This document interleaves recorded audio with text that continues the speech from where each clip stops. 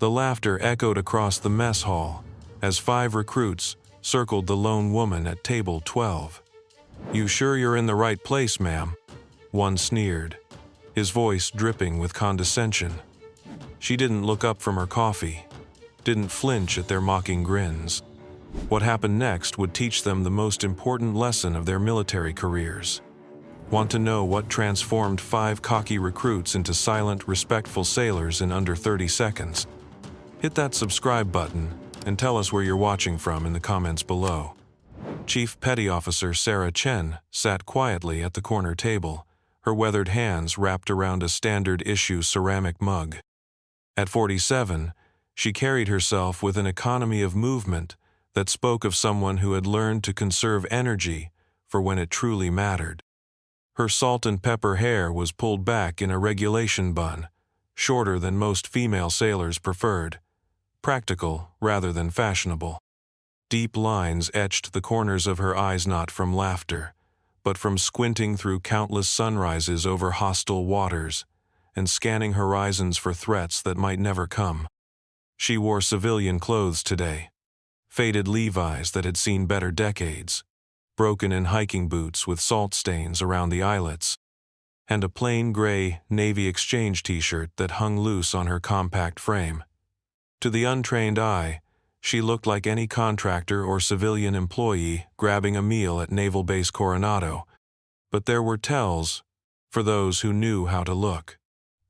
The way she positioned herself with her back to the wall, eyes naturally sweeping the room's entrances. How she kept her hands visible and free, never fully relaxing her shoulders, the unconscious habit of checking her 6 o'clock every few minutes.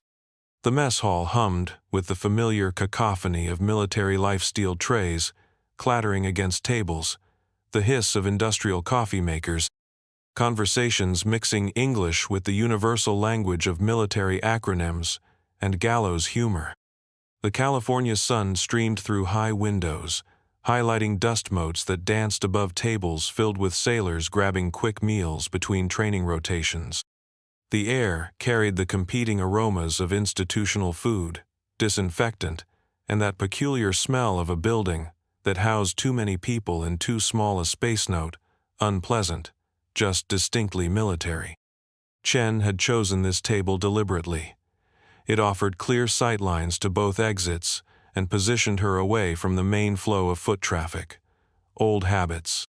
She'd been coming to this same table for 3 weeks now, ever since her temporary assignment to the base's Special Warfare Training Evaluation Board.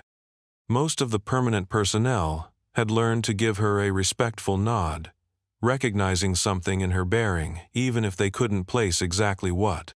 But today's lunch shift brought fresh faces, recent graduates from boot camp, shiny and eager, and utterly convinced of their own importance. The 5 recruits approached with the swagger that came from surviving basic training, but not yet facing real responsibility. They were barely old enough to drink legally, their uniforms still crisp with factory creases, name tapes so new the adhesive probably wasn't fully set. The kind of young sailors who thought earning their trident or warfare pins would be just another box to check on their way to glory. "Excuse me, ma'am," said the apparent leader, a tall redhead whose name tape read Morrison. His voice carried that particular brand of false politeness, that masked contempt. "This is kind of a working lunch area. Civilian contractor tables are over by the windows." Chen took another sip of her coffee without looking up.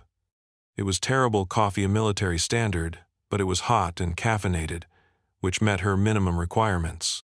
She drunk worse in places these kids couldn't find on a map. "Yeah," chimed in another recruit. This one stockier, with a slight southern drawl. "Bradley, according to his uniform. We've got mission planning to discuss. Operational stuff. You understand." The third recruit, Kowalski, actually had the decency to look uncomfortable, but he didn't speak up.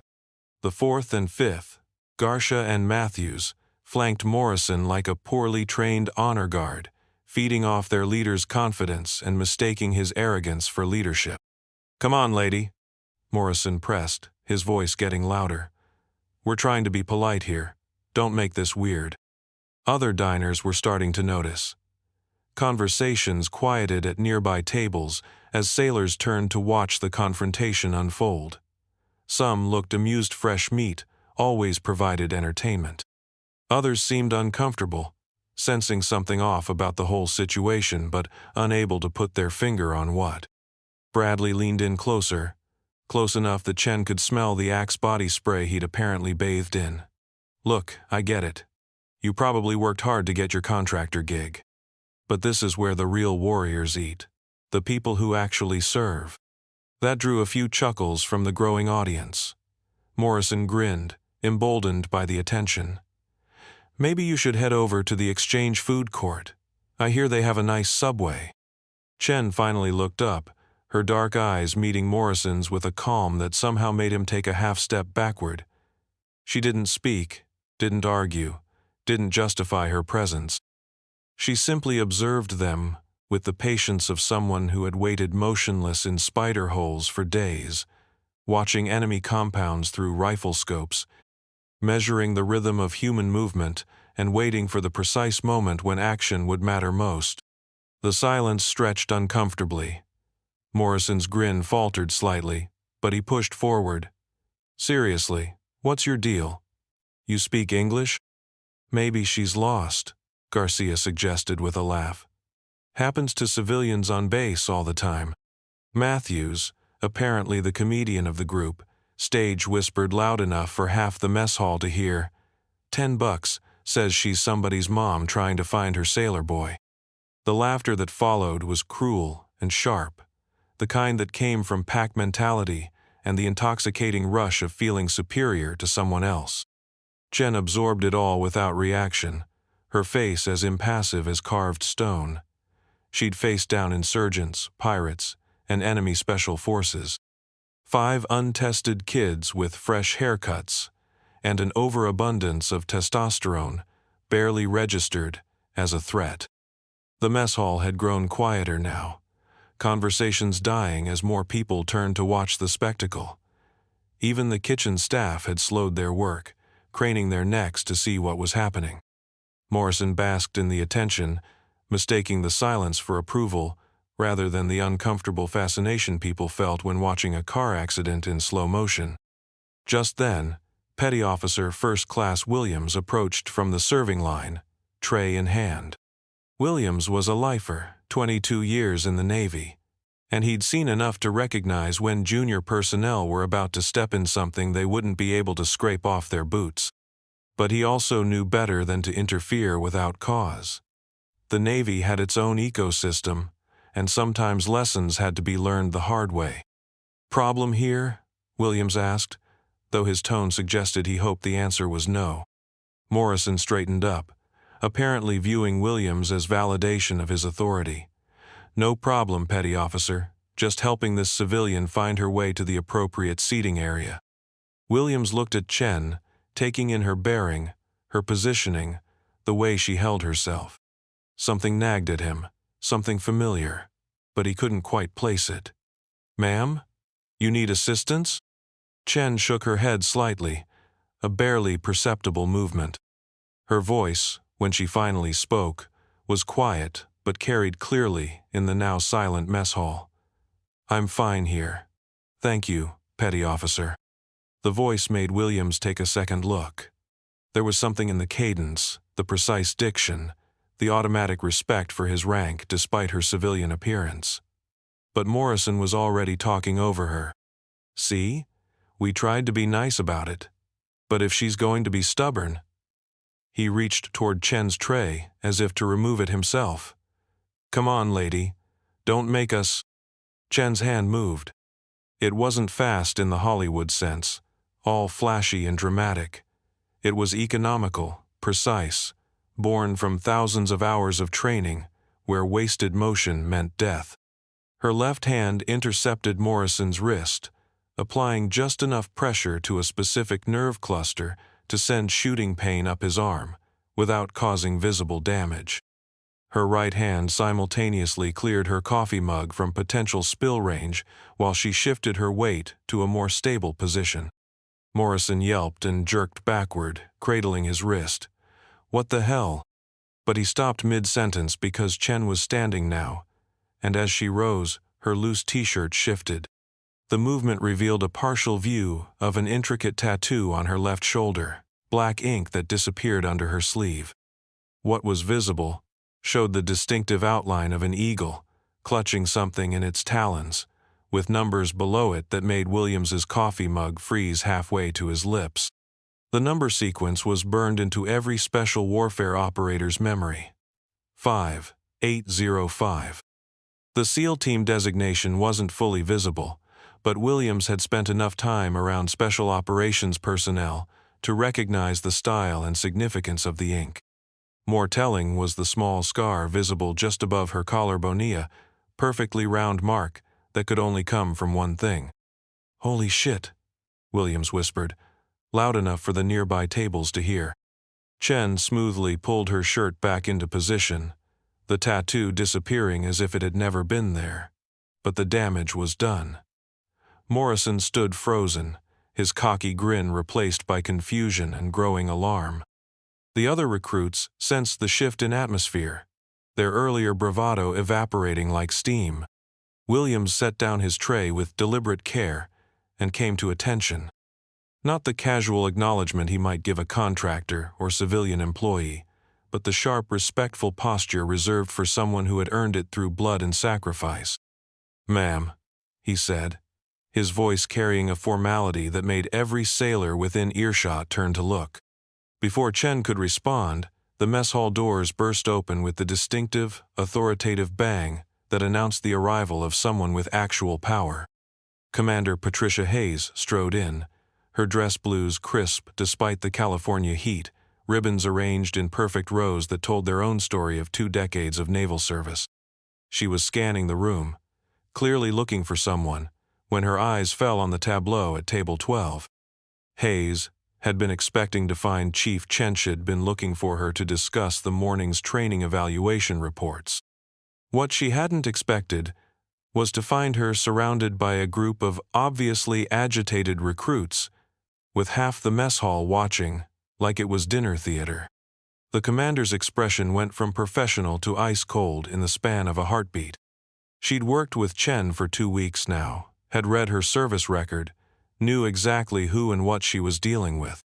Seeing her disrespected by junior personnel who couldn't spell special operations, let alone understand what it meant, triggered the kind of protective anger that separated good officers from great ones.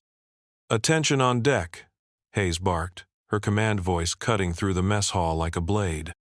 Every sailor in the room snapped to attention, trays and conversations forgotten. Morrison and his crew were slower to react, confusion evident on their faces as they struggled to process the sudden shift from casual harassment to military formality. They'd been so focused on their target that they'd missed the approach of someone who could end their careers with a phone call. Hayes approached with measured steps, her eyes taking in the scene. Chen remained standing but relaxed, clearly not intimidated by the situation. The recruits looked like deer caught in headlights, finally beginning to understand that they might have made a catastrophic error in judgment. "Someone want to explain to me," Hayes said, her voice carrying the particular brand of quiet fury that made grown sailors check their life insurance policies, "why I'm finding Chief Petty Officer Chen being harassed by junior personnel in my mess hall." The word chief hit the group like a physical blow. Morrison's face went pale, his earlier confidence crumbling as the implications began to sink in. Chief Petty Officer was a senior enlisted rank, someone with 15 to 20 years of experience, someone who could make their lives very difficult if properly motivated. But Hayes wasn't finished. "Chief Chen," she continued, her voice warming slightly as she addressed the older woman, "I apologize for this interruption. I was hoping to discuss your assessment of this morning's combat diving exercise." Combat diving. The words hung in the air like smoke from a discharged weapon. Combat diving wasn't something they taught to regular Navy personnel. It wasn't a skill you picked up during routine training. It was specialized, classified, the kind of capability that came with assignments most people would never hear about, and operations that didn't exist in official records. Williams, still at attention, risked a glance at Chen. The pieces were falling into place now: the bearing, the tactical awareness, the reflexes that had stopped Morrison's grab before it fully registered as a threat. Combat diving meant special warfare. Special warfare meant Navy SEALs. And Navy SEALs who wore civilian clothes and evaluated training programs meant someone very, very far up the food chain. Morrison looked like he was going to be sick. Bradley's mouth moved silently, trying to form words that wouldn't come. Garcia and Matthews exchanged looks that conveyed their growing understanding that they'd just made a career-limiting mistake of epic proportions. Commander Hayes turned her attention to the recruits, her expression making it clear that their immediate future was about to become very unpleasant. "Seaman Recruit Morrison, isn't it?" Morrison managed a weak, "Yes, ma'am." "Seaman Recruit Morrison, are you familiar with Article 89 of the Uniform Code of Military Justice?" Morrison's Adam's apple bobbed as he swallowed hard. "No, ma'am. Disrespect toward superior commissioned officer. Though in this case, we might be looking at Article 90, one insubordinate conduct toward warrant, non-commissioned, or petty officer." Hayes's voice was clinical now, laying out the charges like a prosecutor addressing a jury. "Chief Chen holds the rank of Chief Petty Officer, which makes her your superior. She's also a recipient of the Navy Cross, Silver Star, and Bronze Star with Combat V. Would you like me to continue reading from her service record? The Navy Cross, the Silver Star, combat decorations that put Chen in the top 1% of military personnel." Morrison's legs actually wobbled, and he had to brace himself against the table to keep from falling over. Chen spoke for the first time since the commander's arrival, her voice calm and matter-of-fact. "Commander, it's not necessary. They're young. They're learning." Her tone held no anger, no wounded pride, no demand for punishment. It was the voice of someone who had faced real enemies in real combat and understood the difference between ignorance and malice. But it also carried an authority that made even Hayes straighten slightly, the quiet confidence of someone who had earned respect through actions rather than rank alone. Hayes studied Chen's face, recognizing the attempt to de-escalate. But she also understood that some lessons needed to be learned completely, or they would be repeated. "Chief," Hayes said formally, "would you mind sharing with these young sailors what your current assignment entails?" Chen seemed to consider this for a moment, then nodded slightly. "I'm conducting evaluation assessments for the Special Warfare Training Pipeline. Specifically, reviewing combat diving protocols and underwater navigation systems." She paused, letting that sink in before continuing. "I've been diving operationally for 24 years. Cold water, warm water, black water insertions, technical mixed gas operations, submarine lockout procedures, and underwater demolition. I helped write the current training manual these recruits will be using if they make it through basic underwater demolition SEAL training." The mess hall was dead silent now. Even the kitchen staff had stopped working to listen. Chen continued in the same conversational tone she might use to discuss the weather. "Last month, I conducted a training dive with a group of SEAL candidates at a depth of 120 feet. We were practicing combat swimmer insertions, which involves swimming over 2 miles underwater while carrying 40 pounds of equipment, then conducting simulated demolition operations on a target." She glanced at Morrison and his group. The water temperature was 52 degrees. The dive lasted 4 hours and 37 minutes.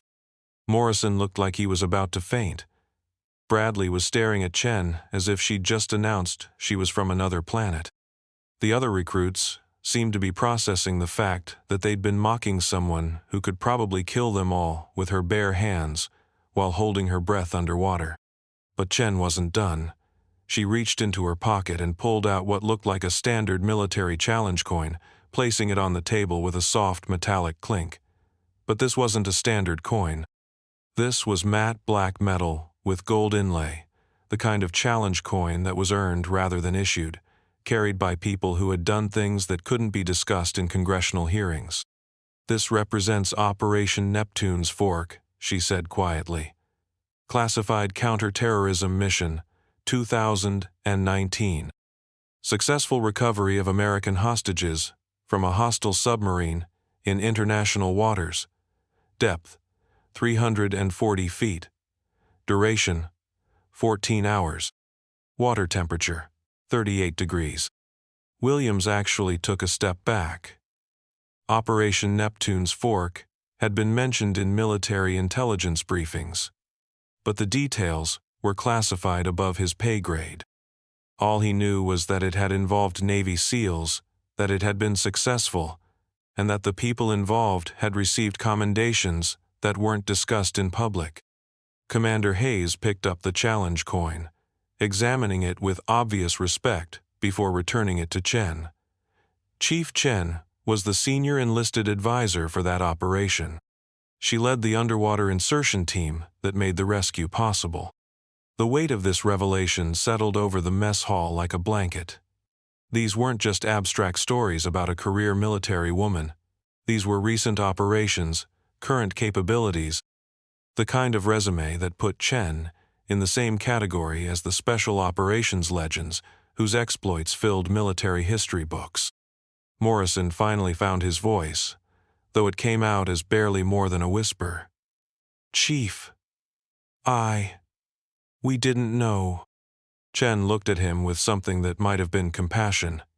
"Seaman Recruit Morrison, you couldn't have known. I don't advertise what I do, and I don't expect special treatment because of it. But that's exactly the point." She stood up from the table, her movement causing several nearby sailors to unconsciously straighten their posture. The person sitting next to you in any military chow hall might be someone who has seen combat you can't imagine. They might have saved lives, taken lives, made sacrifices you'll never know about. The janitor cleaning these floors might be a Medal of Honor recipient working a second job to support his family. The woman serving food behind the counter might be a combat veteran dealing with injuries you can't see. Chen's voice carried easily through the silent mess hall, but she wasn't lecturing, she was teaching. Respect isn't something you give based on what someone can prove to you. It's something you give because they've earned the right to wear the same uniform, serve the same country, and deserve the same dignity you'd want for yourself. She picked up her coffee mug and turned toward the disposal area, then paused and looked back at the 5 recruits. "You're going to be fine sailors," she said, and somehow managed to make it sound like a statement of fact rather than empty encouragement. "You've got the physical tools and the basic training. What you need now is wisdom, and that only comes from experience and from people who've walked the path before you." Chen moved toward the exit with that same economical gait, clearing her tray and disposing of her trash with automatic efficiency. As she passed other tables, sailors nodded respectfully, not the casual acknowledgement they'd given her before, but the deep respect reserved for someone whose service spoke for itself. Just before she reached the door, she stopped at Williams's table. "Petty Officer Williams, thank you for attempting to de-escalate earlier. That showed good leadership instincts." Williams straightened. "Just doing my job, Chief." "No," Chen said quietly. "You were doing more than your job. You were looking out for junior personnel, even when you weren't sure what was happening. That's what good petty officers do." She left without another word, the mess hall doors closing behind her with a soft whoosh. The silence that followed was different from before, not the uncomfortable quiet of watching a confrontation, but the thoughtful stillness that came after learning something important. Commander Hayes surveyed the room, her gaze settling on Morrison and his group. They stood frozen, apparently unsure whether they should run, hide, or request immediate transfer to the most remote base in the Navy's inventory. "Seaman Recruit Morrison," Hayes said, her voice professional but not unkind. "Report to my office at 1,400 hours. Bring your squad." We're going to have a discussion about military bearing and the importance of respectful conduct toward all personnel. Morrison managed a weak, "Yes, ma'am." "This isn't punishment," Hayes continued. "This is education. You're going to learn about the people you serve with, what they've done, and why every person who wears this uniform deserves your respect until they prove otherwise. Consider it professional development." As Hayes left, the mess hall slowly returned to normal volume, but the conversations were different now. At table after table, sailors were discussing their own assumptions, sharing stories about times they'd underestimated someone, talking about the quiet heroes they'd served with who never sought recognition. William sat back down at his table, looking at the door through which Chen had departed. 22 years in the Navy, and he was still learning lessons about service and sacrifice. He thought about the contractors, civilian employees, and retirees he'd dismissed over the years, wondering how many had stories like Chen's stories of service that went deeper than rank insignia or uniform ribbons could ever show. At table 12, Morrison and his group sat in stunned silence, processing what had just happened. Bradley was the first to speak, his voice subdued. "We really screwed up, didn't we?" Kowalski, who had remained silent throughout the entire encounter, finally found his voice. "My dad always told me that the most dangerous people are often the ones who don't look dangerous. I guess I never really understood what he meant until now." Garcia was staring at the table where Chen had been sitting, as if he could still see the challenge coin she'd placed there. A Navy SEAL, an actual Navy SEAL, and we told her to go eat at Subway. Matthews shook his head slowly. "She could have destroyed us. With Commander Hayes there, she could have had us written up, sent to captain's mast, maybe even discharged. But she didn't." Morrison was the last to speak, his earlier arrogance completely gone. "She said we're going to be fine sailors. After what we did to her, she still said that." The 5 recruits sat with their thoughts, beginning to understand that they'd just received a lesson more valuable than anything they'd learned in boot camp. They'd discovered the difference between wearing a uniform and truly serving, between demanding respect and earning it, between talking about honor and living it. Over the following weeks, word of the mess hall incident spread through the base with the inevitable efficiency of military gossip. But the story that emerged wasn't about Chen's classified operations or impressive credentials set, was about her response to disrespect, her choice to educate rather than punish, and her quiet demonstration of what military leadership actually looked like. Morrison and his group became something of a cautionary tale, but also an example of growth. They completed their assignments at Coronado with distinction, carrying forward the lesson that strength often comes in forms you don't expect, and that true warriors are made not by what they can destroy, but by what they choose to build. Chief Petty Officer Sarah Chen continued her evaluation work, moving through military installations with the same unassuming presence she'd always maintained. She never spoke about the mess hall incident, never used it as an example in her training reports, never sought recognition for the way she'd handled 5 young sailors who didn't know any better. But throughout the Navy's special operations community, the story became legendary not because of its drama, but because of its simplicity. It became a reminder that the most important battles aren't always fought with weapons, that the greatest victories aren't always won through force, and that sometimes the most profound impact comes from choosing mercy over justice, education over punishment, and quiet dignity over loud revenge. In military mess halls across the fleet, sailors began looking at each other differently. The quiet contractor in the corner might be a retired Marine Force recon veteran. The civilian employee updating computer systems might be a former Air Force pararescue specialist. The middle-aged woman serving food might be someone who had parachuted behind enemy lines to save lives in places that didn't exist on official maps. Have you ever witnessed someone being completely underestimated, only to discover they were exactly the person you should have been showing respect to all along? Have you been guilty of judging someone's worth based on their appearance rather than their actions? Share your thoughts in the comments below. And don't forget to hit that subscribe button for more stories about the quiet heroes who serve among us every day. These men and women have earned our respect, not through their boasts or their displays, but through their service, their sacrifice, and their choice to continue serving even when no one's watching.